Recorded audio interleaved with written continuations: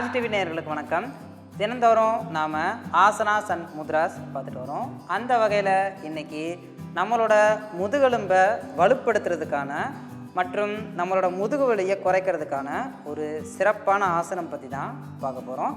வாங்க அது எப்படி பயிற்சி செய்யுது அப்படிங்கிறத பார்க்கலாம். இந்த ஆசனத்தை பயிற்சி செய்கிறதுக்கு நாம் ஒரு யோகா மேட் எடுத்துக்கலாம். அதை தரையில் விரிச்சிட்டு அதற்கு மேலே படுத்துக்கிட்டு இப்போ நான் செய்கிறேன், அதை எப்படி பண்ணுறேன் அப்படிங்கிறத பார்த்துட்டு அதை நீங்களுமே பயிற்சி செய்யுங்க.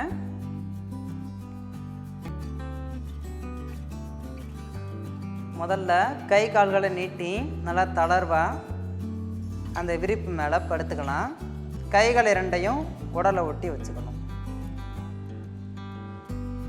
இப்போது மெதுவாக இரண்டு கால்களையுமே மடித்து உங்களோட குதிங்கால்கள் இரண்டையுமே உங்களோட உடல் பக்கத்தில் கொண்டுட்டு வந்துக்கோங்க.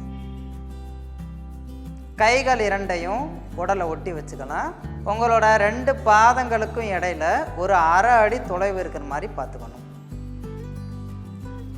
அதற்கப்புறமா இடுப்பை கீழிருந்து மேலே எவ்வளவு மெதுவாக உயர்த்த முடியுமோ அவ்வளோ மெதுவாக உயர்த்தணும்.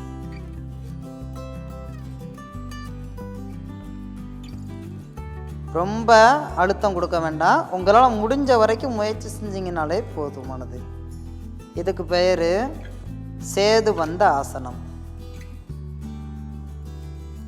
சேதுபந்த ஆசனம் அப்படின்னா இது பார்க்குறதுக்கு ஒரு பாலம் மாதிரி இருக்கிறதுனால இதுக்கு பேர் சேதுபந்த ஆசனம் அப்படின்னு பேர். ஆரம்பத்தில் ஒரு 30 நொடிகள் மட்டும் நின்றுட்டு மெதுவாக இடுப்பை கீழே இறக்கிக்குங்க.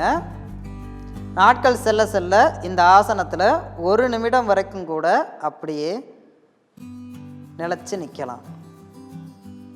30 நொடிகள் நின்னதுக்கப்புறமா 30 செகண்ட்ஸ் நின்னதுக்கப்புறமா இடுப்பை மெதுவாக கீழே இறக்கிட்டு நல்லா மூச்சு வாங்கி விடுங்க.